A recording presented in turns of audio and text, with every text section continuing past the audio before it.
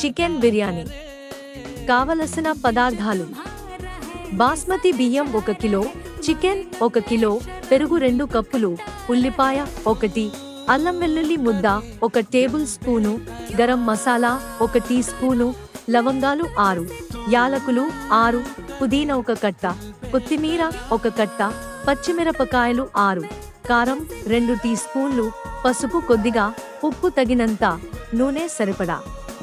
తయారు చేయు విధానం: ఉల్లిపాయల్ని పొడవుగా సన్న ముక్కలు కోసి పక్కన పెట్టుకోవాలి. చికెన్ని శుభ్రంగా కడిగి ఒక గిన్నెలో వేయాలి. అందులో పెరుగు, కొద్దిగా గరం మసాలా, కారం, అల్లం వెల్లుల్లి ముద్ద, పసుపు, ఉప్పు వేసి బాగా కలపాలి. దీన్ని 2 గంటల పాటు నానపెట్టాలి. బియ్యాన్ని కడిగి 5 నిమిషాలు ఆరపెట్టాలి.